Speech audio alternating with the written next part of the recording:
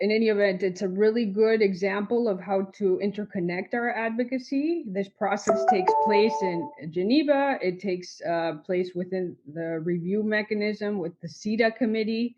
But really, that's a national review process, right? So, how do we link our various activists within the national context when their country's CETA review is up for assessment to provide strategic inputs in terms of how gender justice policies and their governments works towards and commitments towards the ratification of CETA at national level and harmonizing with national policies is taking place. Also, the Human Rights Council as well. That's a really awesome example too of the same thing with the UPR, Universal Periodic Review. It's a similar process in which governments' commitments, international commitments to human rights, are reviewed. So these are just some examples of opportunities, no, where we can link national advocacy directly into the international policy space. And lastly, I would say the high level political forum, which of course we're under the auspices of Agenda 2030 still for quite a few more years. So, same thing on a rotating basis, governments work towards their meeting of Agenda 2030 commitments are reviewed. So, these are just a few examples of some of the key spaces that I would just sort of in brief summarize as uh, main human rights and development spaces ranging from Geneva, Human Rights Council, OHCHR to New York, UN headquarters. At the center of that, I have language mapping because one of the efforts that we've undertaken collectively with all of the regions through the advocacy working group is to begin to pull all of the normative framework documents, which is the agreed conclusions from many of these processes, no? Or for example, with CETA, the actual convention itself, our normative framework at the international level, and began to map that specifically for language on transforming patriarchal masculinities, dismantling patriarchy, work with men and boys. So and we've done this over the last few years, no, to be able to really analyze and assess where is the normative framework on the commitment to work with men and boys, and also to fine tune and direct our policy advocacy within these processes, right?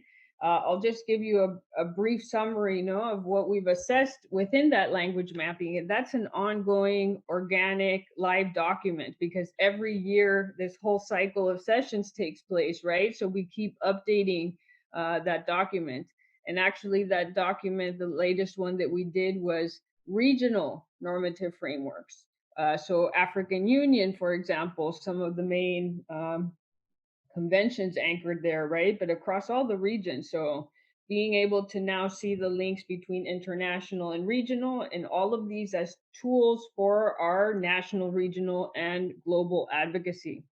And as a broad, sweeping sort of analysis of what we're finding is the language is becoming more nuanced, whereas at the beginning it was sort of a superficial reference, no, to the need to engage men and boys. We are seeing a deepening, no, of the roles and responsibilities of men and boys towards the realization of gender equality. And one thing we've been trying to advance in the policy advocacy is really honing in and centering the need for accountability in the work to transform patriarchal masculinities and work with men and boys. But advancing the normative framework is quite complex, no? It's a intergovernmental negotiation, and those can be quite complicated to advance the line. Of course, this is all working, as I was mentioning, in the broader backdrop of backlash, right? And constriction within those negotiations as governments are seeking to actually push the bar backwards instead of forward. So, and my last slide, I just wanted to quickly touch base on this concept of accountable advocacy because I think that's been absolutely paramount to the work that we've been carrying out as a collective and advocacy spaces. And again, it's the application of our accountability framework to the advocacy process and space and partnership building and movement building. And so I think, in summary, how we would describe that is, we're not going to a policy space to just push forward or advance the centering of more language or more dialogue or more attention on work with men and boys, right? We are seeking to be active actors standing in solidarity and meaningful partnership with the broader feminist LGBTQIA plus social environmental justice movements within a policy space, contributing our unique expertise on men and masculinities when that's relevant and needed, and centering that analysis within a broader dynamic, right, where we're really keeping in mind and considering uh, the power and privilege that we hold as organizations working on this agenda, noting how often it's prioritized, how often it's given more space and voice than women's rights, even though we're all actors working for gender justice, and keeping that really, being really cognizant of that. And I just would like to give you two examples in closing to really flush out what that looks like in practice. No, it can be a little nebulous when we discuss it um, just conceptually. No, so to ground it in what this looks like. So, in the 60-second session of the Commission on the Status of Women, we always carry out our policy advocacy on the agreed conclusions. It's the agreed upon document by all governments that is released at the end of the session. Most of the time, right? Some years there's been a failure in the negotiation with no agreed conclusion. This year, the 62nd year, it was 3 years ago, we received the zero draft. It's the first draft of the document that all activists begin to provide inputs on.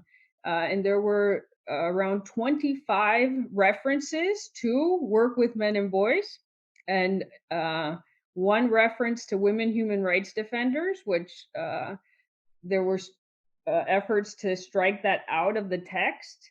No reference to comprehensive sexuality education.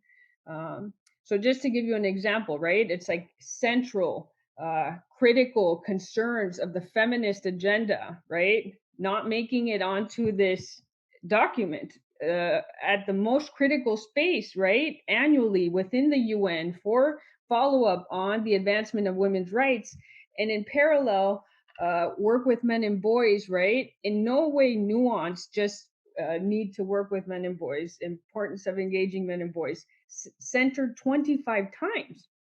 So, under accountable advocacy, our strategy was to recommend, right, the deletion of all these 25 references, moving towards one consolidated, nuanced paragraph that really centered the roles and responsibilities of men and boys towards the realization of gender justice, no? And really unpacking the need for dismantling patriarchal masculinity. So that's just one example of how we employ, no, if you will, accountable advocacy live in a policy space and act as meaningful actors in solidarity with the broader process. The last example I'd like to give is from the Human Rights Council. This year, the 35th session of the Human Rights Council, that was about 4 years ago, a standalone resolution was presented on engaging men and boys in violence prevention and response. And so, because the agenda is prioritized many times over women's rights standalone resolutions, right? Just the topic itself being the center of an entire resolution sparked a lot of member state, which is the official name for governments in the international space, a lot of their attention and interest.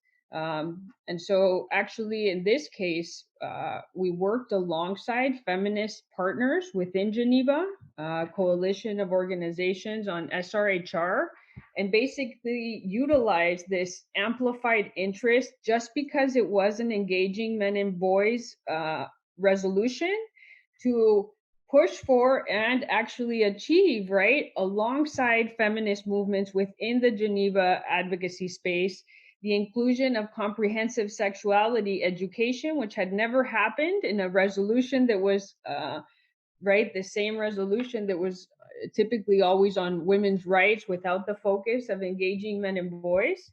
And so it was a huge success. And we did that working in collaboration with feminist movements, in a sense, utilizing the amplified attention to allow for the progress of the normative framework of key areas of concern, right, to us as part of the broader feminist movement, but of course, comprehensive sexuality education and SRHR, which is quite tough and always a point of contention. So, and this resolution, just to give you an example, usually around 40 to 50 governments sponsor a resolution or show support. Just because this was on engaging men and boys, there was over 84 member states, almost double, just to show the power dynamics, right, of the agenda, and how we must be extremely cognizant of that whenever we're engaging in the political space. I'll leave it at that part, and I think I spoke too long, and pass it back to Mapiwa. Thank you so much, and I'm going to share a few resources with you in the chat box too, should they be of interest. So much, Jennifer, for sharing and painting the picture at the global level. Firstly, for painting the picture in terms of us understanding politically where we are, the pushback that we are currently experiencing, and which certainly also calls for us to come up with strategies in terms of how we respond to the pushback that we are seeing, the shrinking of spaces, how we begin to also work with feminist organizations in terms of how do we respond to this pushback, what do we do. And for me, also what has been important that came out is the aspect of accountability, that many times there's always the question of MenEngage, what do we stand for? Are we standing for boys or what? Which is a question that we're always engaging with and trying to respond to. This captured it very well in terms of explaining that responsibility of accountability and how we can make use of that accountability responsibility in our advocacy, and those practical examples you gave in terms of how make use of the opportunity to then advance some of the interests that fall within the normative framework of what feminist organizations are pushing for. So those are some of the examples that really stood out for me. And so once, as we have already painted the picture at that level, we are now going to also take our conversation and bring it to the regional level and also engage with the work that is happening on a regional level. So we have a number of representatives that are coming from the different MenEngage regions.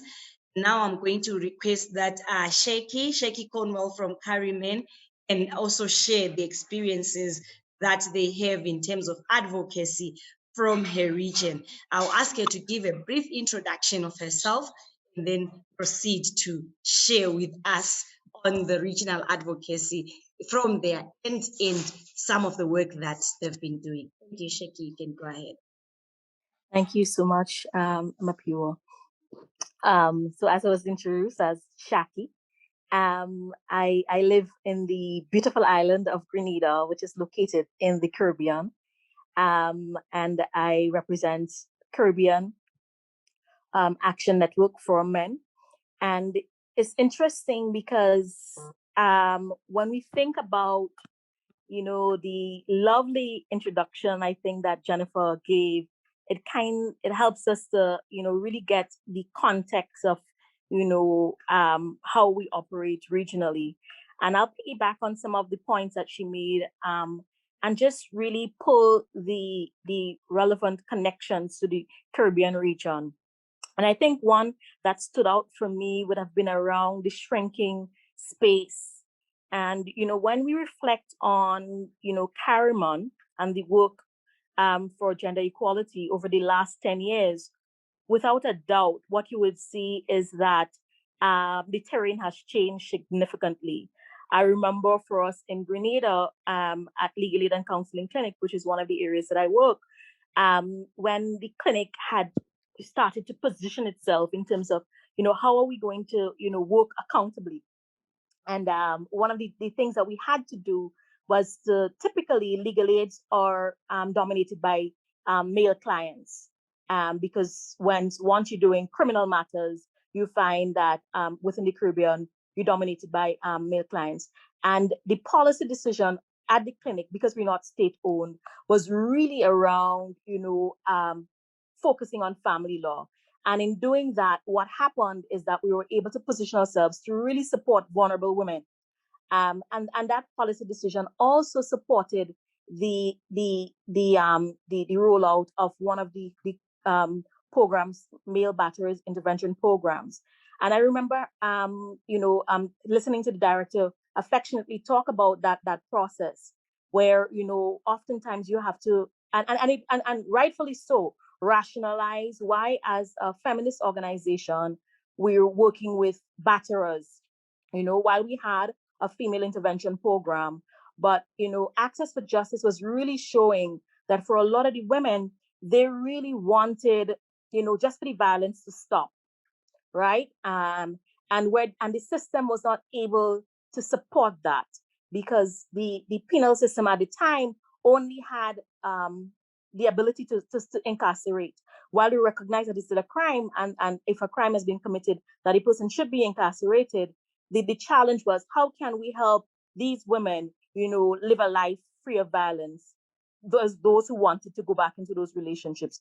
And so the rationalizing there of the male batterers intervention was really around, how can we give women what they wanted, and so that create a space where the violence can stop by working with the perpetrators in an accountable way. And so that was over 10 years ago, right? When the whole concept of working with men, with women, or persons from the women's movement or the feminist organization was something that, we struggle, and we still struggle with that to a great extent, in terms of creating space where we're recognizing the value sometimes of working with and engaging men and boys. And I suppose the point that Jennifer, reinforced consistently was that, working with men and boys accountably. And I think that was the argument that we were able to make as it relates to how do we help hold men accountable. And so within the program, it is really about helping men to be accountable for the actions and the wrongs that they've done.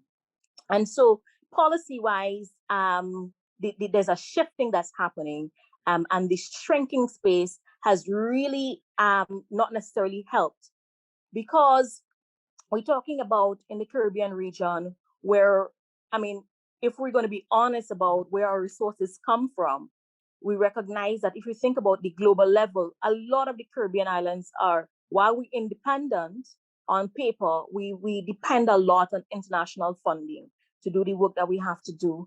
And many of the NGOs who, traditionally would have played a very powerful and strong role in terms of, agitating and holding state accountability, many of them have died. And it's sad because, when you're talking about running organizations that are not sustainable in terms of, earning something, you're working with vulnerable populations, and funding die, or the direction of the funds have changed, and these entities have to now make these decisions where you have very strong leaders who have to think about sustainability for themselves and their families and their livelihoods, and would have sometimes made shifts around, even career paths and decisions around that. And so the shrinking really for us has been about a movement, a closing of just in the last year. Several feminist organizations were forced to close their doors because of funding. And so advocacy around gender equality has to be shaped in a way that is really designed to help, some of these entities create business models that can help sustain their work. And it's very important, because when you think about over the last 10 years, when you had projects coming from the international playing field, like with the UN Trust Fund and lots of millions and millions of dollars invested into, civil society and different state actors. And then you turn around and these entities have gone. So you're talking about building capacity. They now have the tools to really do, advocacy work, and they've now gone because of they had to shift, they had to move because running these organizations was not a viable option for them in terms of their own livelihood and sustenance of their families. And so that shrinking environment really harmed to a great extent the advocacy within the Caribbean region, and just with changing and turning tides, right?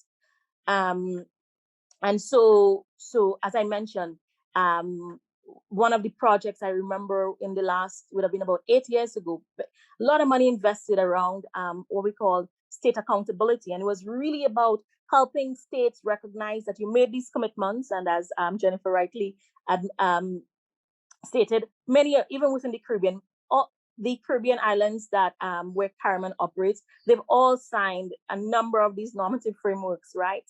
And when it comes to accountability, it's really what I like to think about as a courtship dance, where they sign these agreements with the intent or the hope to, sometimes get some funding. And once the funding has come, then the accountability part of it is left out as it relates to sometimes, international or global donors are going to ask about, have you signed on to this, and demonstrate that, and as a prerequisite sometimes for obtaining funds. And so they can tick off that box and say, yes, we've done that. But when it comes to the rubber hitting the road, you recognize that a lot of there's no follow-up. So when you're thinking about even reporting procedures, right, and reporting processes that are tied to these some of these frameworks, a lot of the islands it's not happening. And even in instances where it is happening, when you look at the reports, right, they're very favorable.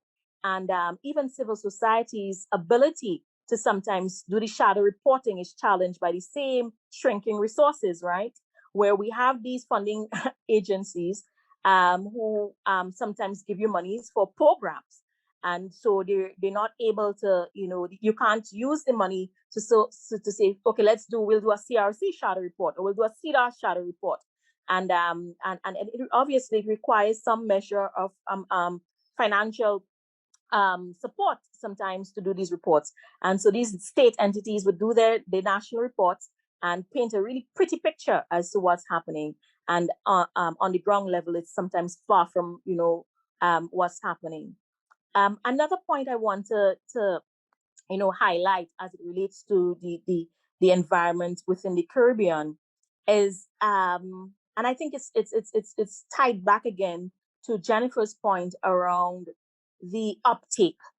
And so over the last 10 years, so when we started Man to Man, which was one of the first kinds of engagements that was pro-feminist around engaging men and boys. So we had to navigate and had to, respond in an accountable way to the women's movement and feminist organizations around why we're diverting resources that could be used to help women. And so to a great extent, we would say that we would have won that battle or that argument around it. Where persons to a great extent were able to see the value in having those kinds of engagements. But while the traction around engaging men and boys increased, the accountability did not increase. And so you'd have state entities who are sensationalizing the whole engaging men and boys. Many of them, as I said, tied back to funding and being able to appear as if, they're on track with, equality movement.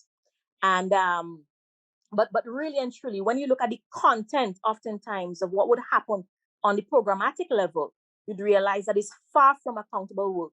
And so we're talking about state levels having gender mainstreaming initiatives that are tied again to funding requirements, right? So yes, they say that if we give you the money to do this, you must report back and say, disaggregated by sex, and and so on, and the impact both on men and women, and so on.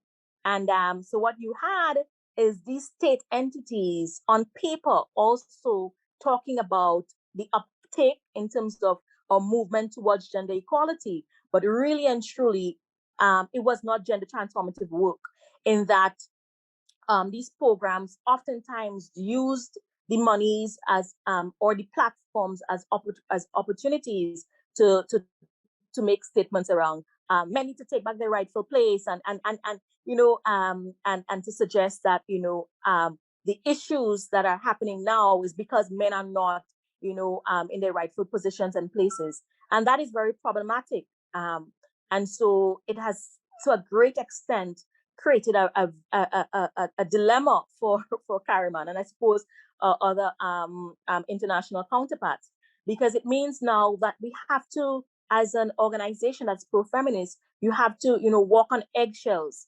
because it means that you go into a space and people are automatically assuming that you're here to support the agenda of men taking back their place, and it's oftentimes an opportunity to kind of clarify if that was the entry point, because sometimes they invite you in because they're expecting that kind of messaging. And so it's an opportunity to clarify, but it also means that sometimes you may not be invited back again, right? But so the uptake has also been challenging for us, and created room for us to be strategic around how you're going to do advocacy in that accountable way, so that we not stepping back, we're not harming the women's movement and the feminist agenda. And so within the Caribbean region, a lot of progress have been made in terms of spaces. And I think the newest kid on the block would be the Spotlight initiative, which is supported in part by the UN system as well as the EU. And for a lot of us in the Caribbean region, and I suppose globally, these world leaders oftentimes see it fitting to support gender equality initiatives in what is oftentimes referred to as the third world, right? And so we're benefactors of many of these initiatives. And so when we talk about the Spotlight initiative within the Caribbean, we're talking about this 3-year-old program that created a very dynamic advocacy space. And I think to a great extent, what it has done for us within civil society it was very interesting when you think about how it was organized as a space, in that it tried to pull together the state, regional, and civil society. And in fact, they created an arm that is referred to as the reference group, right? Which is supposed to be this autonomous space that is almost like a monitoring frame for how the program is implemented. And that has been an opportunity for us within the Caribbean, because it has somehow consolidated a lot of the work that has happened over the last 10 years within the women's movement and pushing the agenda, gender equality agenda. And in consolidating and creating that framework where the dance that the state oftentimes did with civil society was around, if it is that we don't have money to do a particular project, we'll have civil society partner with us.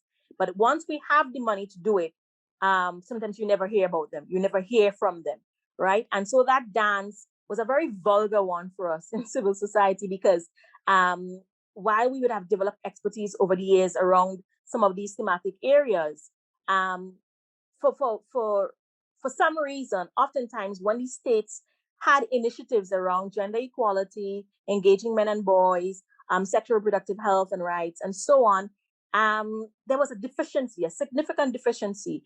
And so sometimes you almost had to hold your breath when you hear them talk about these issues, because oftentimes it's not informed by human rights or equality principles. And so what the Spotlight has done is that it has created a space where it's almost like joint up thinking around the program's implementation. And while there are deficiencies within how it is being implemented, the space nonetheless has been created, and within the regional and local spaces. And so you have Kariman being represented on the regional space, as well as on the local spaces in the 9 islands that within the Caribbean that makes up the Spotlight initiative for the Caribbean region. And so tackling issues around sexual and reproductive health rights has stepped up on the agenda, and being able to do that in a way that, traditionally it was not joint up thinking, and you had, gender-based violence as it relates to perhaps intimate partner violence having one little space, and then you had LGBTQI in one little space, and all the different intersectionalities were very isolated, very, very silos. And now you have all these persons coming together in that space to really, put forward and do a kind of consolidated approach to advocacy. And I think that makes it powerful. I think in closing, I want to also mention that on the regional level, the Caraman modeled the MenEngage Advocacy Group and has launched its regional Caribbean Advocacy Working Group. And while it is in its early stages, I think it is well positioned to kind of continue the consolidated work that needs to happen as a region, where we're not operating in isolation as this human right and that human right, but bringing together and creating, looking at human rights as a and tackling it in a very strategic way. And I think that's one of the things that the Caraman Regional Advocacy Working Group will attempt to do, to really build on a lot of the work that has been happening across the region. And so Caraman in that space is very mindful about the other entities that are already doing some of that work and partnering with them in a way that adds value, but as that also recognizes that as the new kid on the block, as it relates to engaging men and boys, that in a shrinking environment, that we might be able to give some kick or agitate around moving and continuing in an environment where efforts are dying, and persons are tired and burned out. And so hopefully advocacy in the Caribbean region is strong and progressive, recognizing deficits as well, but nonetheless is pushing forward. Thank you. Thank you very much, Shaki, for giving us that very insightful picture into advocacy in the Caribbean. Also highlighting some of the issues, which I think would be issues that we will perhaps hear how other regions have experienced, but the issue of holding our governments accountable to the commitments that they make, that's one thing that is standing out, that particularly, which also emphasizes, or for me, brings the picture in terms of how regional and international advocacy then relates and speaks to our national advocacy. Because like you gave the example of the Caribbean, for me what stands out is how governments want to look good in these international spaces, and yet the reality between what they present in the international and regional advocacy platforms and the reality on the ground, which then also draws that picture in terms of how advocacy from the national feeds or relates to the regional and to the international spaces. So thank you for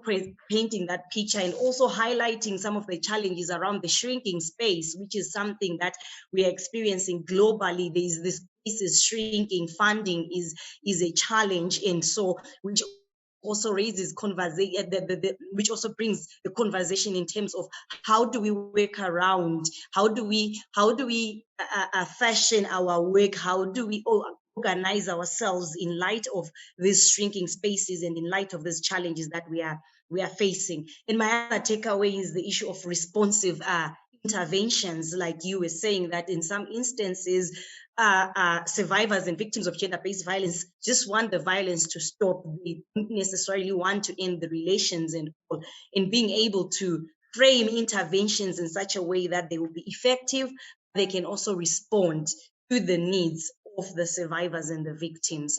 And also the collaboration was another takeaway for me, how you have framed how the Spotlight Initiative is bringing about creating a space for collaboration and for the able to bring intersectionality between the different human rights issues that are being addressed. So thank you very much for that, for sharing that and for painting that that picture in terms of what is happening. Now I'm going to go and take it to and take it to Africa, I'll bring it to Clivet.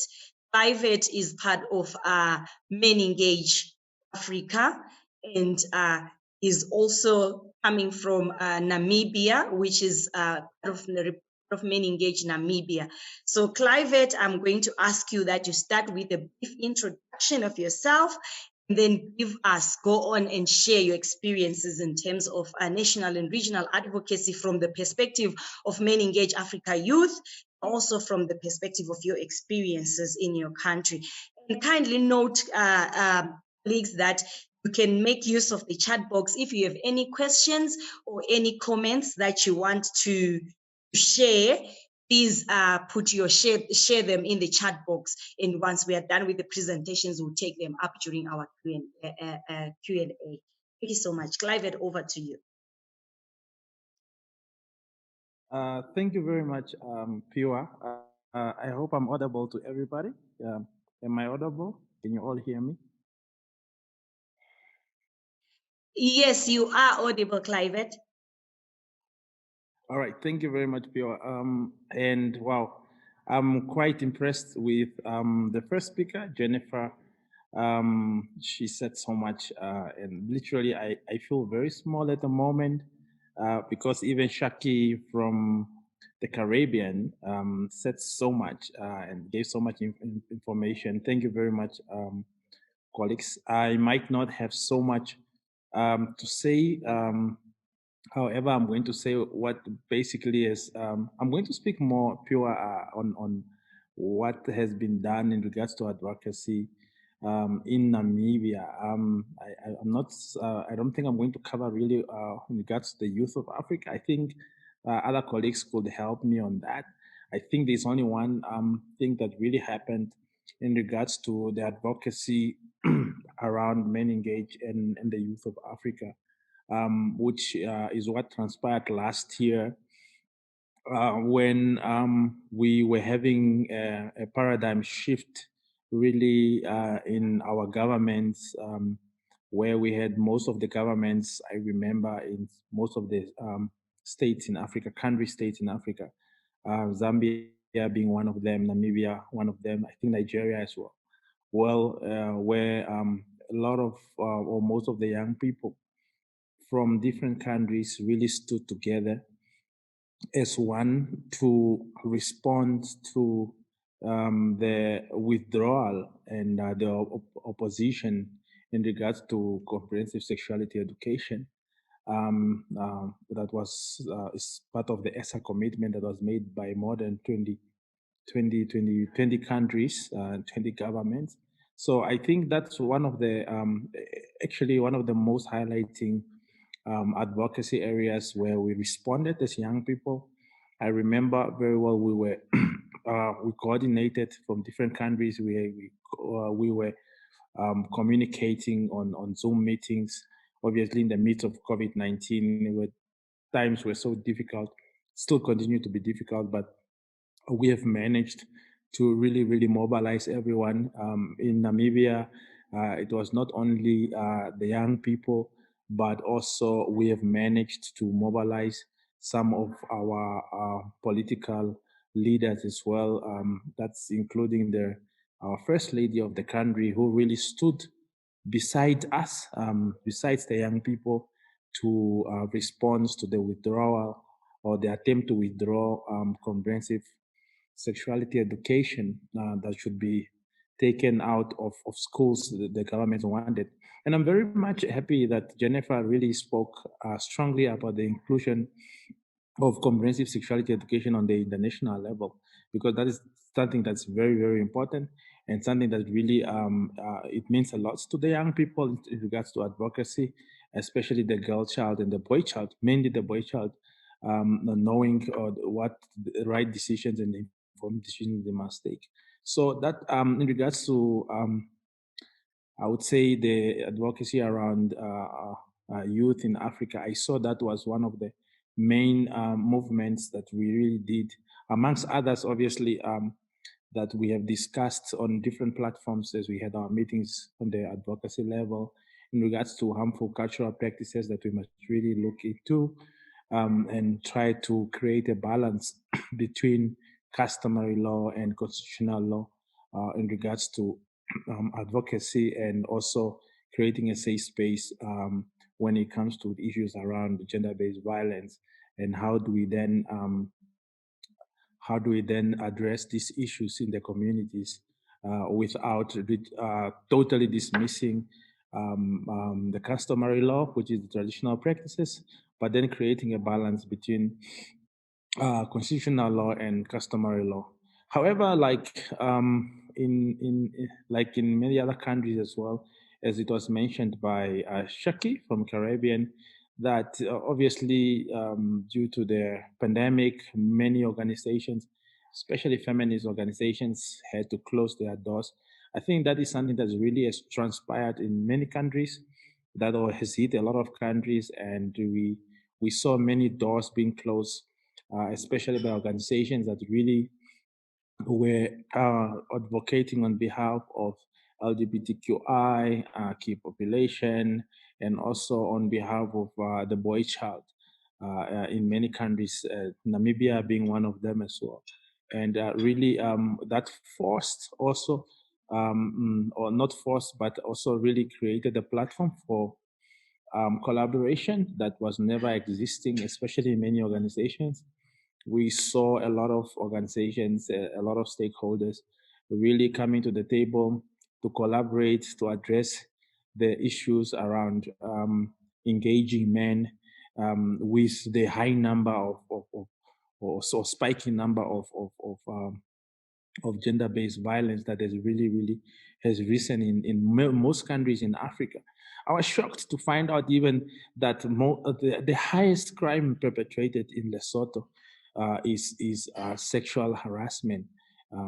That is, if you go into their prison, most of the men that are in prison or that are under correctional services, it's because of sexual harassment. Either they have attempted to rape somebody, or they have physically or abused somebody, or have literally raped someone. And you can see that is literally because of the advocacy in some of the countries where there is not really coordination, the issues or the resources or the capacity even to address issues around gender-based violence, or issues around engaging men and talking to men, and having programs that are really addressing and engaging men meaningfully are really not there in most of these countries. But this is an ongoing thing that we hopefully we see it being materialized, that we really in some of these countries engage men as well.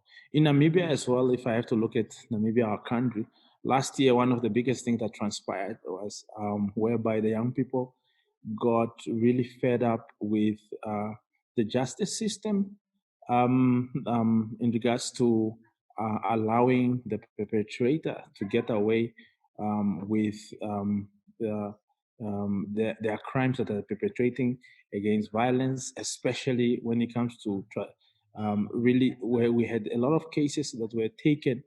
And this is an issue that we are actually battling until now, because we have learned that most of cases when it comes to gender-based violence are taken to traditional courts, and then they are then ruled in a traditional way where men are allowed to get away with the crime perpetrated against women, or the crimes that or the gender-based violence perpetrated against women, because of the rulings of the traditional courts that are always ruling in favor of men. So because of this, it also spiked the anger of a lot of young people in the country, and I was one of the young people actually amongst those that there was a protest against the justice system.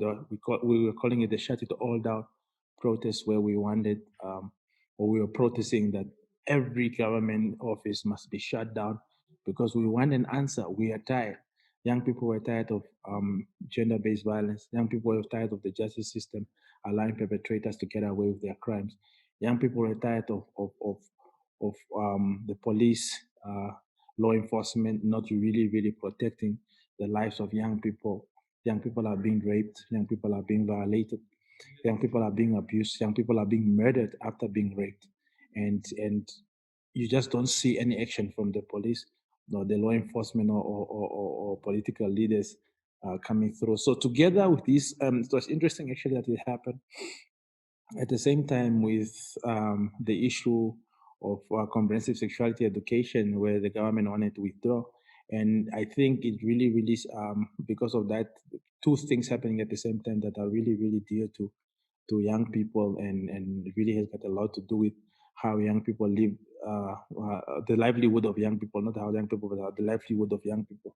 So this spiked a very strong anger where we protest, and we went as far as having dialogues with members of parliament. After this protest, we engaged the president himself as well, through the president's advisor, the youth advisor. We had the AU response to the issues, not only in Namibia, but the issues around Africa, because of gender-based violence, and really meaningfully engaging men, where we had the AU youth envoy, Miss Aya Chapi, that was traveling in most of the African countries and having dialogues. Namibia is one of them where we had really good and meaningful dialogues with members of parliament when it comes to policies and the system that the young people are growing up in. The boy child is growing up in that system. I remember this was one of the most strongest things that came out, where we really spoke about the amendment of the system, re-looking at the system, revisiting these laws and the policies that are in the system that are enabling some of these crimes to continue, and that are also enabling the young men to, or the boy child to grow up in a system where they don't really know what to do, or they don't, or they are rather growing up to be perpetrators because of harmful or uncorrected traditional norms, I call them. So we had very meaningful dialogues around this with the members of parliament, with obviously policymakers, which at the moment, it's one of the things that really, it's being discussed in parliament. 2 weeks ago as well, actually not even 2 weeks, maybe let me start with the State of Nation of Address that the president has tabled this year, of the Republic of Namibia, where he strongly, really highlighted the issue of, gender-based violence. And his message, if I quote and unquote, was that where there is war and where there is no peace, there is no development. And he was referring to the issues around gender-based violence, and really came out strongly and said that gender-based violence must become a priority in most of all the ministries. It must become a priority in the system, within the community. We must protect each other. We must protect our women. We must protect our men. We must protect our voters. And that he said, our voters, I'm quoting, our voters, he meant obviously the issues around, or not the issue, but the communities like Q population and LGBTQI. So this is something that came out very strongly. Also, really at looking at the GBV cluster that the president has really commented on, and commented on the ministry that's leading this, that it's something that really must look into issues around intimate partner violence that I heard about here earlier, that was being mentioned by Sheki, and also you mentioned it, Piwa. So issues around intimate partner violence, issues around domestic violence. So look into that with the GBV clusters. He even said that the State House will be working very closely with this cluster to really see how we can address issues around gender-based violence and meaningfully engaging men. And the issue right now at the moment, even I think 2 weeks ago, like I was about to say earlier, we had a dialogue and a training, actually a workshop and training with the standing committee, specifically the subcommittee that is addressing gender-based violence from Parliament. And we've engaged them meaningfully. we unpacked most of these documents that we have in the country, the training manuals on men and boys. We unpacked the Child Protection Act. We unpacked the National Demographic Health Survey, focusing on gender-based violence in Namibia. And with the members of parliament, we went into the course of really and the drivers of gender-based violence and what needs to be done. What are the systems and what are the policies that we must look at? How do we then combat gender-based violence? What training should be given to the law enforcement when it comes to survivors or victims reporting the cases? How do we deal with the survivors? How do we protect the survivors? How do we deal with the perpetrators? So all these things were really brought to the attention, and how we collaborate from the level of civil society organization and really looking at the organizations and the networks that are available, like MenEngage, that are set out there to address the issues around gender-based violence and also engaging men meaningfully. Yes, obviously, at the moment right now, also in the country, I don't know, Pio, I don't know if you have heard what Namibia is also going through. Maybe you guys have heard there that it's like every time we try to reach a conclusion or a solution where we can work together, something comes out very strongly. Recently in Namibia, we had an issue around two surrogate children that were two babies that were obviously denied the citizenship or the permit to enter the country and to be with their parents, which are both of the same sex, male. And it is a case that has been going on. And finally, I think last week the government has granted these the surrogates, the babies, permits to come into the country. But and the reason why I'm mentioning this is like the same week, the minister of justice in the country, in Namibia, has also proposed the amendment and the tabling of the bill of the homosexual bill, to, in other words, to allow same sex to get married. And this is at the moment, I can tell you, things are not going well in the country because we have politicians that are turning against each other. Because finally, of course, this is what we wanted. This is the shift we wanted. For many years, we did ask the government in our country to really bring up and come up with a stand in their position in regards to LGBTQI, in regards to partners of the same sex. Where do we stand? Am I, in other words, am I allowed to be a gay person in my country? Am I allowed to be a lesbian? And for many years, we've been asking for the government to come up with a stand. And interestingly, we are having at the moment the Minister of Justice that is attempting to table this bill. And things are not really looking good, but we are hopeful that really this comes through, it goes through, because it's really having a lot of oppositions. We, a civil society organization, from the level of civil society organization, we are really collaborating and working together, holding hands, putting our minds together, and how we can respond and how we can help impact and how we can also help to see this bill through. Pio, I didn't introduce myself properly in the beginning. I wanted to do it in the end to the colleagues that are listening. My name is Clivet Mwandingi. That's my surname. I have a lot of names actually because I'm half Portuguese, half Namibian. So I have Hernandez. I'm one of those people with many names, 7 names. However, I'm the chairperson of MenEngage in Namibia. I'm also the advocacy person at the regional level. That's why I'm at this meeting. And on top of that, I'm the president of a youth-led organization, a very vibrant youth-led organization called African Youth and Adolescent Network on Population Development. That's AFRIAN. It's in more than 24 countries in Africa. And I'm also in serving at a very difficult position. I call it a position between a rock and a hard place, because I'm part of civil society organization.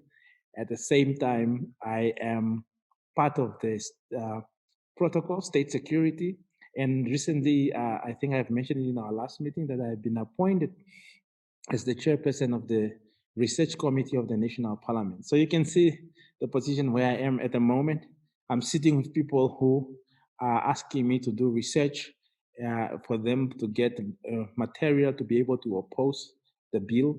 And on the other hand, I'm sitting with people who are telling me, or who are actually working together with me to be able to make sure that this bill goes through. So my left hand is not speaking to my right hand at the moment. They are enemies. Pure, that's all I have to say from Namibia and from the level of advocacy around young people. But obviously, if I think of something, I'll make my contributions, my input. Thank you very much. Over to you.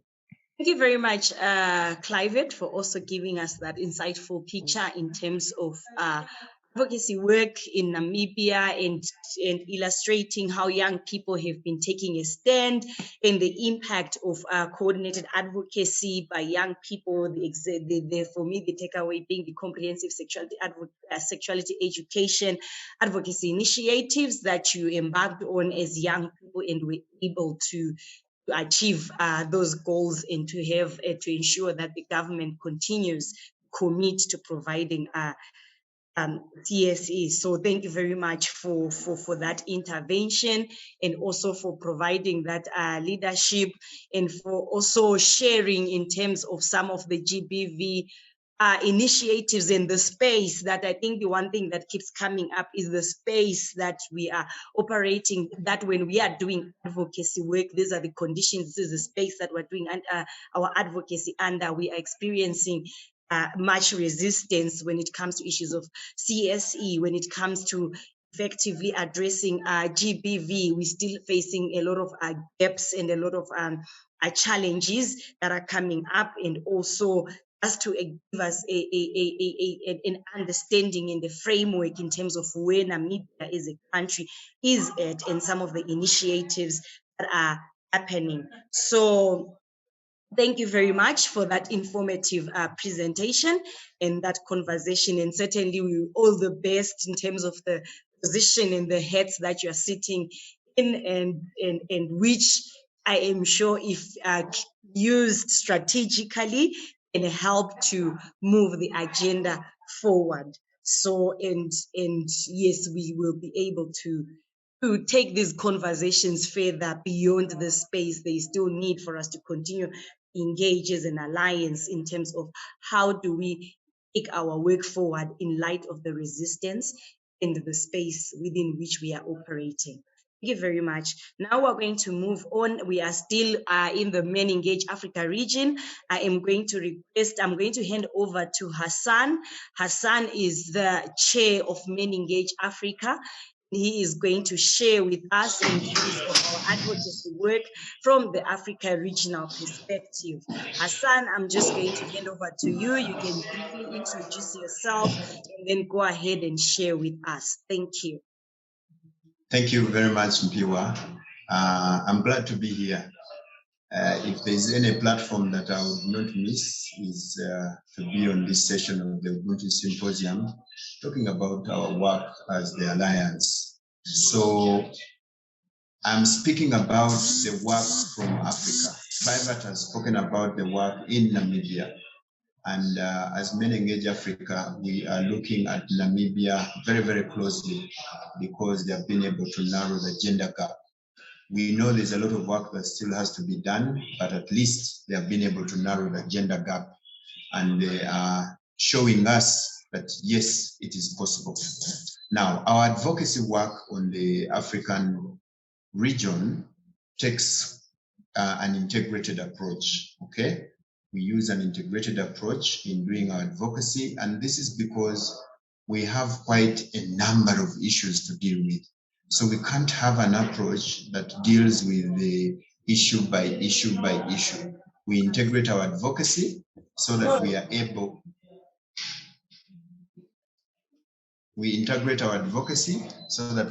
to reach out quite a number of people. So still on the African continent, the way we do our advocacy is that we have created structures to enable us reach out in an integrated way to all the people that we have to reach out to.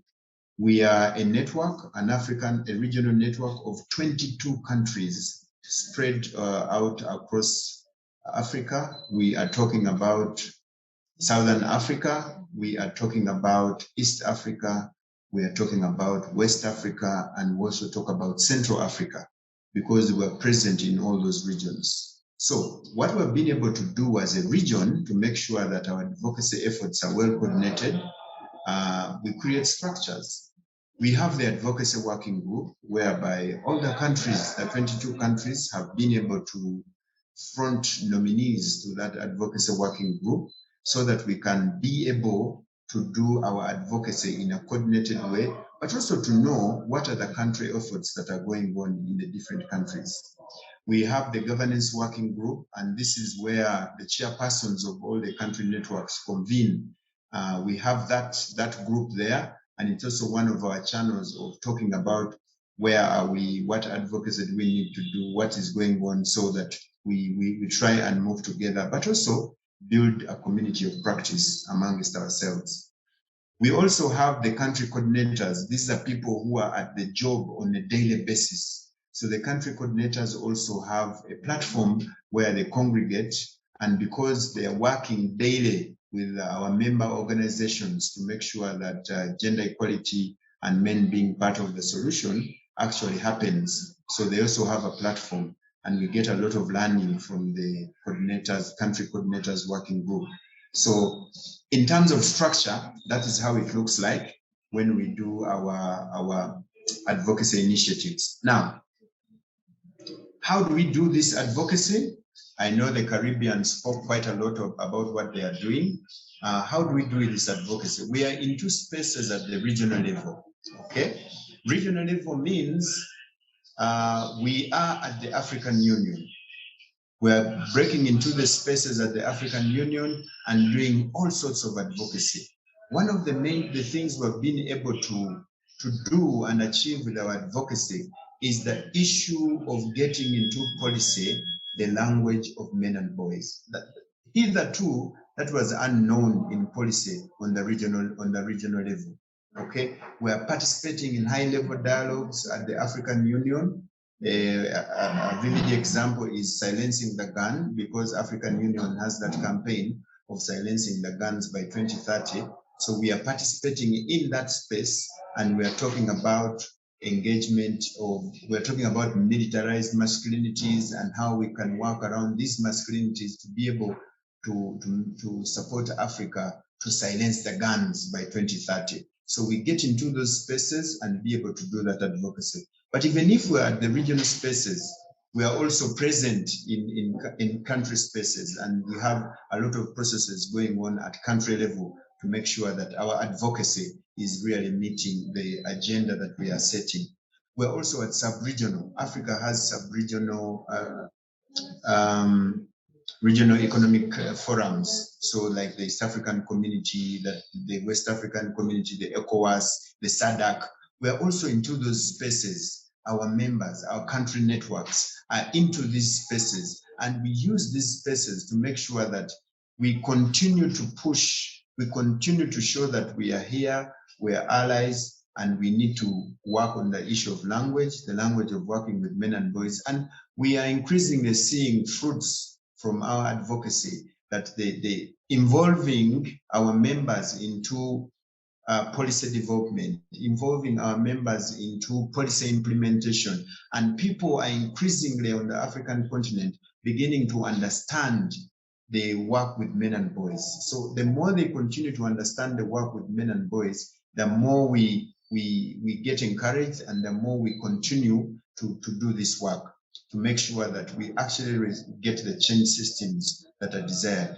We're also present at the global level, and I will not say much about that because Jennifer did talk a lot about that. We're also present at the global level, the CSW that Jennifer was talking about. And one of the things we've been able to learn is that for us on the African continent to be able to hold governments accountable on reporting mechanisms and participating in these reports, we have learned that it is increasingly important for us, one, to get observer status.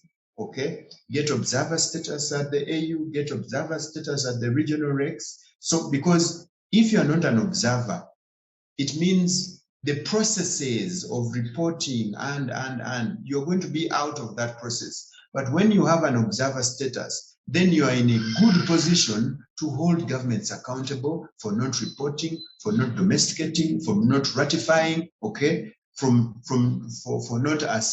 not doing ascension. So many of these processes are around the global policy are better done. Advocacy is much more easier when you have an observer status. We are still trying to get into the spaces, working with our country network in Ethiopia to get into the small spaces at the African Union, especially the commissions. The commissions at the African Union have lots of processes going on, and we need to get into those spaces and be able to influence advocacy at that level. We have advocacy at country level. Our countries are reporting a lot of advocacy processes. Now, I also have to be cautious that at country level, as we engage in advocacy spaces, we are very cognizant that we do not take the space of women's rights organizations. That is a key point for us. So in most of the advocacy processes at country level, we continuously engage our coordinators, our chairpersons, okay, to make sure that they are not there to take the space of the women's rights organizations, but they are there to act as allies, okay? They are there to work in solidarity with the women's rights organizations, with the feminist movements, so that we are not looked at as people who are competing, because indeed we are not competing. So at country level, lots of processes are going on. In Nigeria, a progressive law on female genital mutilation last year was passed, and we congratulate our members in Nigeria for the efforts that they did. When we come to Kenya, again, Kenya on FGM, the law initially had not realized the value of working with men and boys to end FGM, but the national strategy was launched, and the wording in there is very strong on working with men and boys. And our counterparts in Kenya have done quite a good job doing workshops, engaging men, and making sure that men are part of this solution to end female genital mutilation. When we come to Botswana, at country level, Botswana in 2020 was very, very applauded for a progressive law judgment in the court about LGBTIQ rights. So our members in Botswana were at the center stage of making sure that this legislation actually comes to, this court ruling actually comes to a logical conclusion. When we come to Burundi, a lot of youth processes in Burundi have been going on at country level. Rwanda is one of the countries on the continent with progressive laws around gender issues. One of the countries that are moving closer to closing the gender gap, and one of the countries in Africa that has a high percentage of women in politics, women in parliament. And our members there are enjoying a good working relationship with the governments there to make sure that work with men and boys is not something that you have to look for when you enter Rwanda. And there's no doubt that they are hosting the Ubuntu Symposium. We also have, Tanzania has done a lot of work around FGM and child marriages.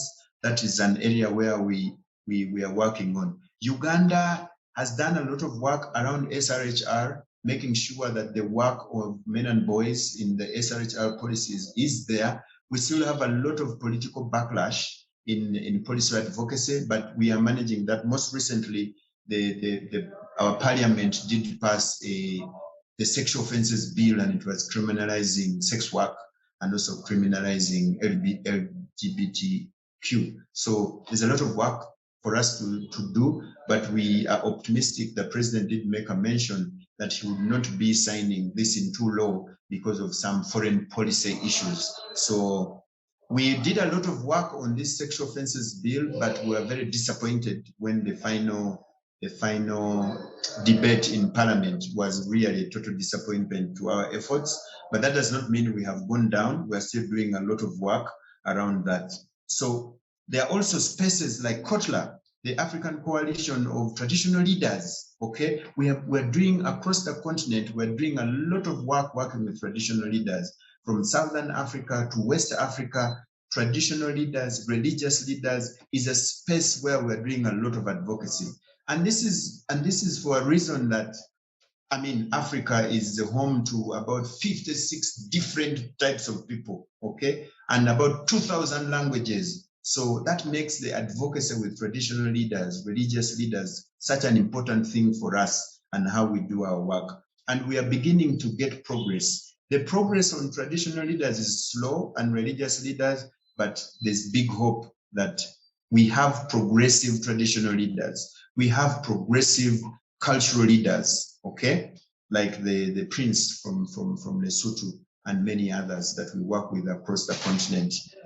And we were also part of the East African community. That's a regional REC when they were coming out with the gender policy to make sure that we really get in there and get the language with men and boys. Some of the backlash we have got is that, for example, the regional RECs, when a policy is passed, they have a law that says that 3 years after a policy is passed, if the heads of state do not sign to it, then it is null and void. So most of the processes we have engaged in regionally, the heads of state don't sign the laws, don't sign the bills into law. And 3 years pass, and now you have to start all over afresh. So this is some of the problem that we're having. Now, on the African continent, we have a huge backlash. The reason why it's only 7 countries out of 54 in Africa that have been able to have some progressive laws around LGBT issues is because the African political leadership, the political class in Africa, has phobia for the word rights. When you just say the word rights, it's just phobia across the continent, okay? So that is why progress around LGBTIQ issues is very slow in Africa. It seems like as if there's no work being done, but actually work is being done. But the issue is that the political class just doesn't want the word rights. In some spaces, for example, we have the sexuality framework in my country. And the debate around using the word rights and using the word comprehensive was such a huge debate. And finally, the politicians had to say, we don't want to see those words in this document. You people of civil society, and then the blame game had to start. So even when we went to the East African community, same thing, the word rights was the reason why this sexual reproductive health bill did not come out of the East African Parliament, because the heads of state said the word rights should be dropped from sexual reproductive health. Drop the word rights, we don't want to see it. And advocacy now comes back to a complete standstill. We have been able to be behind the efforts of a scorecard in Southern Africa. There's a scorecard that really tracks the processes in Southern Africa that hold governments accountable. But also, our members are behind the efforts of the gender barometer. There's a gender barometer that runs in 9 countries of East Africa, 9 countries.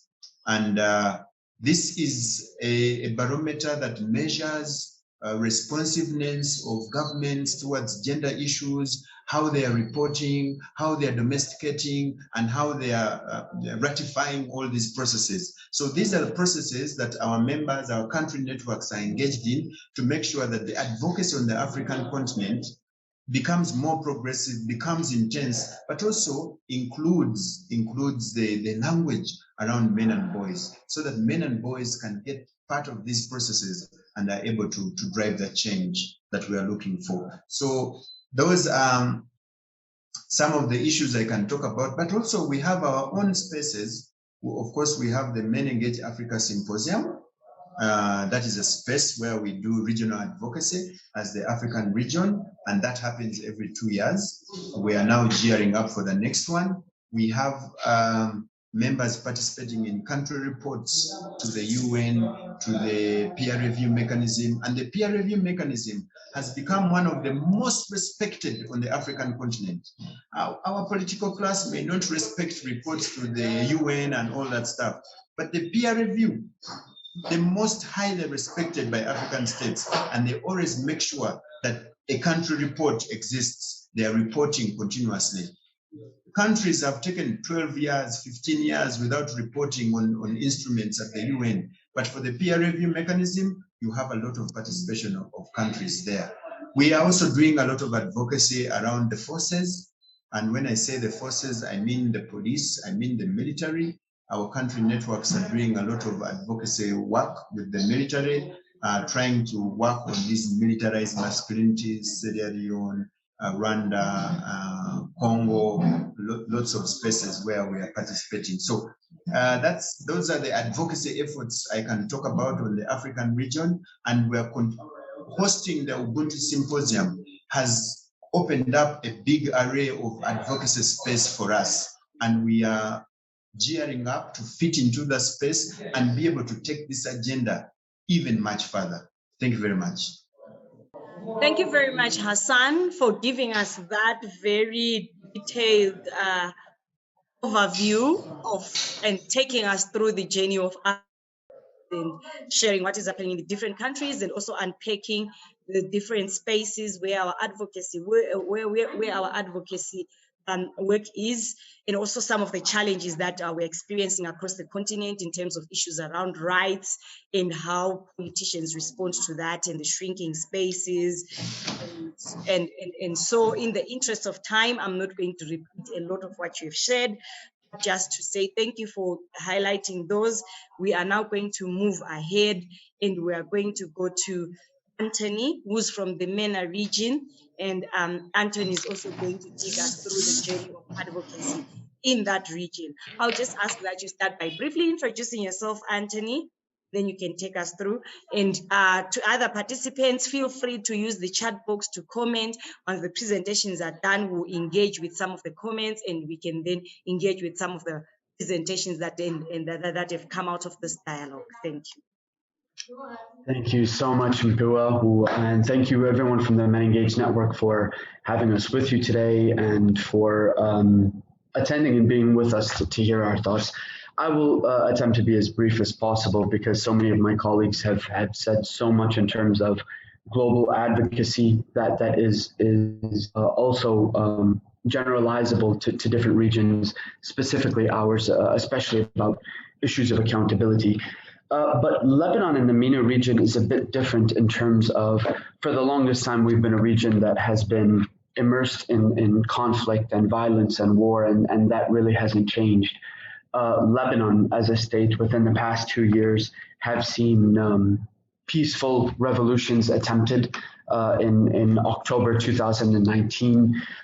Since then, nothing has happened at that point. It was a very youthful-led campaign to start out with, those protests, calling for the end of corruption from the political elite in Lebanon, calling for all of these political leaders who have basically used their positions in Lebanon, not for the people, for the progress of the citizens, for the rights, especially the rights of women and girls and LGBTQI and people of different abilities and other marginalized populations, but rather as positions to consolidate their power and influence that they have, and that they had since the Civil War. Most of our political leaders are the military or militia leaders during the Civil War.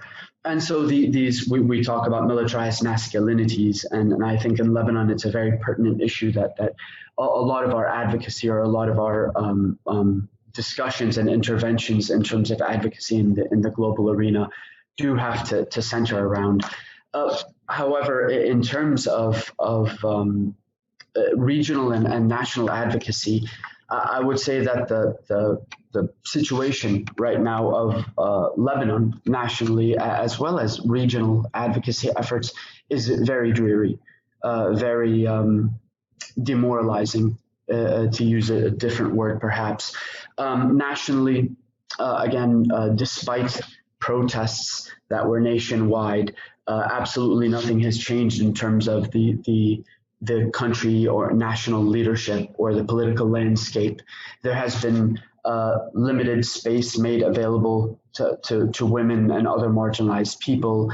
There have been limited spaces that accommodate civil society, despite civil society in Lebanon being very strong politically. The amount of influence has even decreased since pre-2019, especially the revolution days and before the onset of Corona. A large part of that has to do with the health efforts that have been taken because of the pandemic, and again the lack of response or accountability or actual aid in terms of what the government provides. But the same activists who were there on the ground beginning these revolutions also had a certain ethical responsibility to respect the public health needs of the country and how this pandemic affected our silencing our voice, perhaps in different spaces, how the government might have even used the pandemic and these different health considerations in order to decrease the level of fervorance of that activism at the time. And regionally, the Arab League is non-committal towards anything. It's very hard.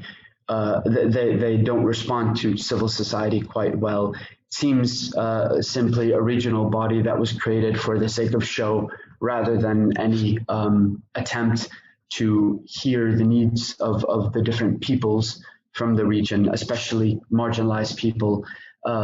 Zero attention to women and girls. And rather just to keep up appearances in the global arena, and again efforts to consolidate their power or to make their leadership seem genuine by engaging in different international mechanisms or by creating this regional advocacy body. And at the end of the day, it has not been useful yet towards any regional efforts towards gender equality, women and girls, or non-violence in the region, when we still see that conflict and war is the rule of law more so than the actual law in the regions in which we live. Similar to many of my colleagues, there's a complete lack of accountability. Again, on a national level, I bring to everyone's recollection the Beirut blast that gained a global attention last August, to which nothing has really been done. Investigations are chaotic and confusing. There's absolutely no accountability to the people who were affected by the blast, nor again in terms of the repetitions for the calls for the removal of the political elite in Lebanon who have been corruptly ruling since the days of the civil war by both the political parties in power currently in the government, as well as the oppositions who at some point even co-opted the protests in order to make a push for their own political power. And on the margins are every citizen in Lebanon. And then we talk about the margins of the margins, and we talk about women, girls, refugee populations, people of different abilities, the LGBTQI population, in which absolutely no advocacy has been done except on the community level by organizations such as ours and other fellow NGOs and CSOs in the region.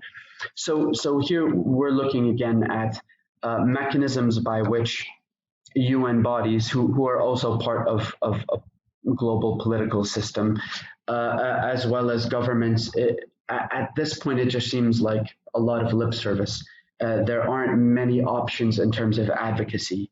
We do our best in terms of being in those international spaces. Again, especially our organization does have the privilege of being in a position where our voices are heard in the international arena. However, again, how much this was affected by the corona pandemic in terms of not being able to physically be in those spaces, network with other activists, develop coherent strategies that sometimes are just facilitated by being in that physical space as well as in that theoretical space.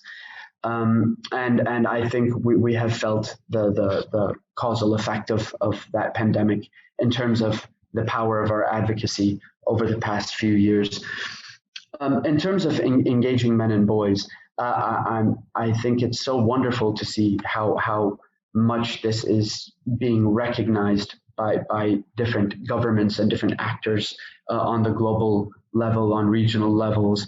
However, I definitely agree with many critiques from the feminist movement in terms of the crux, the very heart of transformative masculinities and masculinities that challenge patriarchal masculinities is transformation in and of itself.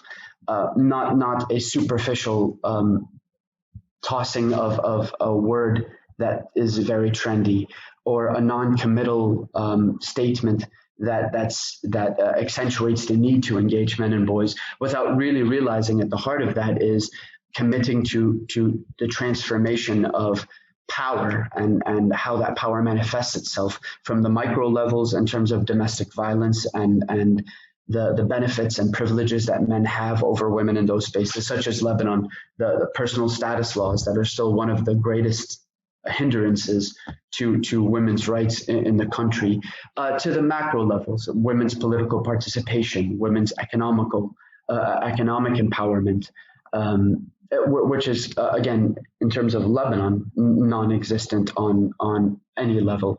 And so despite the acknowledgement of these efforts or the need for engaging men and boys on the global and international and regional levels, the critical intersectional feminist framework does impose upon us in order to abide by that framework, to be critical and to ask what beyond the acknowledgement of the engagement of men and boys is necessary.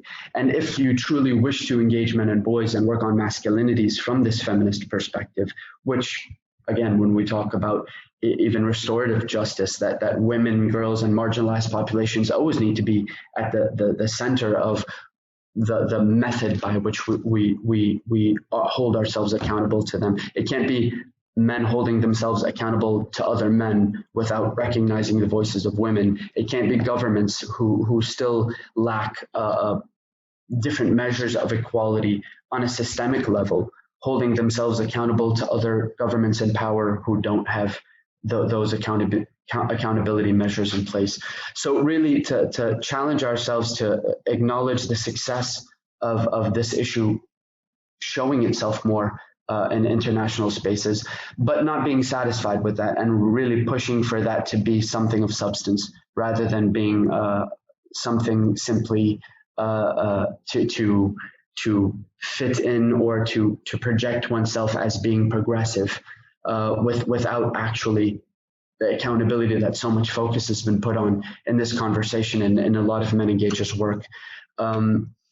Lastly, I will say, I mean, there's so much to still say about our region, but I will say in terms of our region, I also feel the need to listen to these feminist critiques in so many of the things we're talking about, because although we still do dedicate ourselves as an organization and as activists to a lot of these mechanisms and the international spaces for advocacy that can eventually come and catalyze change that's needed for the rights of women and girls and all marginalized peoples, but also to ask ourselves how much we are attempting to use the master's tools and simply running in place in our attempts to do so.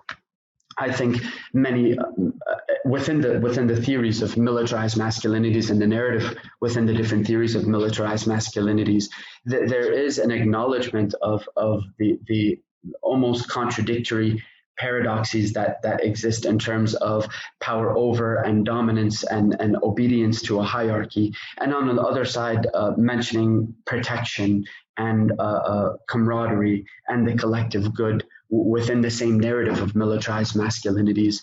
And many times we have to ask ourselves whether that is strategic, whether signing documents or taking part in these mechanisms or making statements, are simply a distractionary tactic, perhaps to whiten one's image a bit in lieu of other militarized actions that are being taken, whether in the country or in the region, or the ineffectual nature of actual reforms made to women and girls, and work on gender justice in the region or in the country or what have you.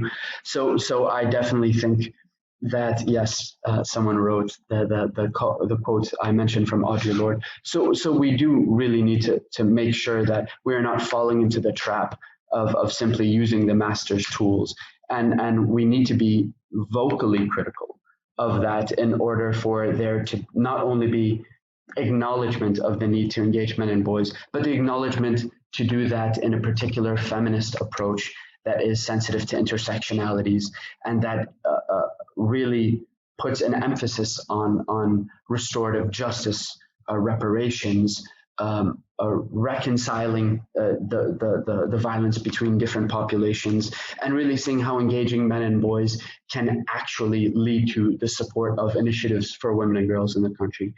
Then lastly, I would say specifically about normative frameworks. Again, from our perspective, from our positionality in the MENA region, it is difficult to, again, while reasserting our affirmation and our commitment to working in these different advocacy spaces, one does have to ask questions about the level of violence in the region and the international apathy in terms of actual things being done with regard to what's happening right now in Palestine. The complete lack of mention of how the conflict that does exist not only is a violation of human rights in general, but specifically how that impacts women and girls on different levels and different marginalized people. And it requires much more than a statement of consolation or a statement that calls for a ceasefire with actually no actions. So how can we commit to gender justice when we have not yet taken a stance against militarism and violence in our region? And I think from our regional perspective, from our national perspective, these are still a lot of the issues that we're attempting to work out, and still looking for the proper venues in which we can do so. And a lot of that has been done with the MenEngage network, along with other actors, and we're very appreciative of those partnerships, and we hope for them to continue, again, along with the guidance and leadership of different feminist actors and collectives regionally and globally. So thank you for the time. I'll stop there. Again, I'm Anthony Kade. I'm the Masculinities Technical Advisor at Abad Resource Center for Gender Equality, and thank you for having me. Back to you, Mpiwa. Thank you so much, Anthony, for that conversation and for highlighting many complex issues that come with advocacy within a region that is experiencing so much conflict, and also for highlighting, for bringing up that important conversation. For me, it's the takeaway was the reminder that when we're talking about engaging men and boys, we're not just talking about engaging men and boys for the sake of it. There is an ultimate objective, which is the transformation of power, which is addressing intersectionality and using a feminist lens in doing this, that in engaging men and boys, do not want to perpetuate or to use to quote you, that we need to make sure that be aware that we do not use the master's tools, because otherwise we are going to be reinforcing the very same toxic masculinities, the inequality that we are trying to dismantle in the ways. So we need to be very cognizant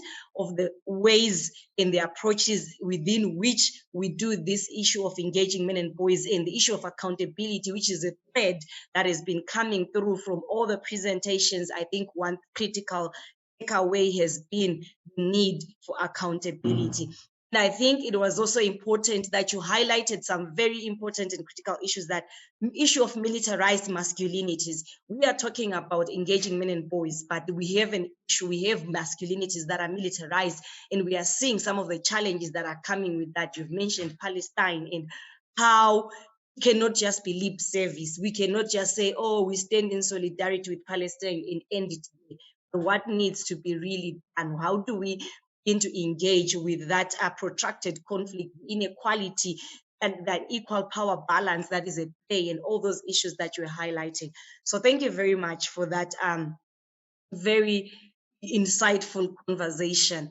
Now I will open up. I know that our time has really gone, but I'll just open up to say if there's anyone who has a burning comment, question or comment, feel free to say that. I see that there was a comment that was posted by Paul Osayande, who was responding to Private's presentation.